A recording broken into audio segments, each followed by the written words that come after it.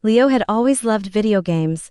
Every day after school, he rushed home, threw his backpack on the floor, and turned on his computer one night. While scrolling through a game store online, he noticed a strange new game called Last Player Standing. The game had no reviews, no trailer, and no description, just a single button that said download. Curious, Leo clicked it. The game installed almost instantly. When he opened it, the screen was completely black for a few seconds before glowing text appeared. Welcome, Player 1. Leo laughed a little. Okay, dramatic, he said to himself.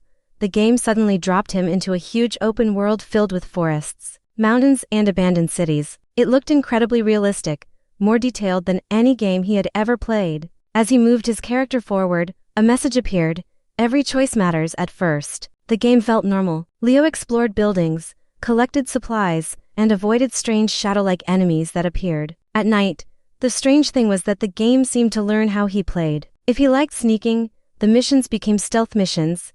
If he fought enemies, the game started sending more battles his way. After about an hour, Leo noticed something weird. The game suddenly displayed his real username, the one he used on his computer. Not inside the game, Leo, the text said. You're doing well. He paused. Okay, how does it know my name? He muttered. Then another message appeared. Level 2 unlocked. Suddenly the map expanded, revealing new areas and stronger enemies. Leo kept playing, now completely hooked. As the levels continued, the challenges became harder and stranger.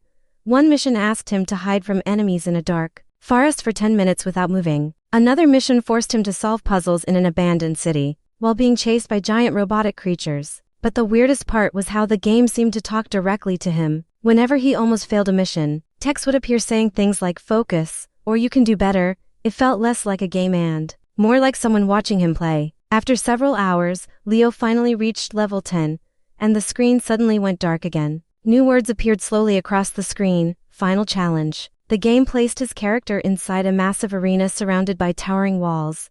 In the center stood a single enemy labeled the Champion. The enemy looked exactly like Leo's character but stronger, faster, and fully upgraded. Leo laughed nervously. So I have to fight myself. The battle began instantly. The enemy copied almost every move Leo made.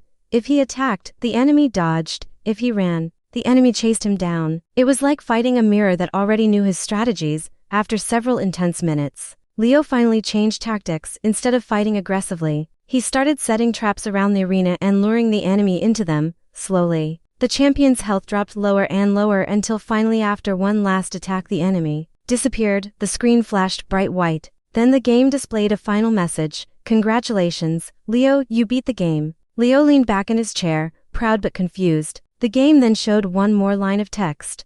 Most players quit before level 5. Suddenly, the game closed by itself. Leo stared at his desktop screen. The game icon was gone, like it had never existed. For a moment, he wondered if the whole thing had been a glitch, or maybe a dream. But just as he was about to shut down his computer, a small notification popped up in the corner of the screen. New game unlocked, level 2. Leo slowly smiled. Alright, he said, cracking his fingers, let's see what happens next.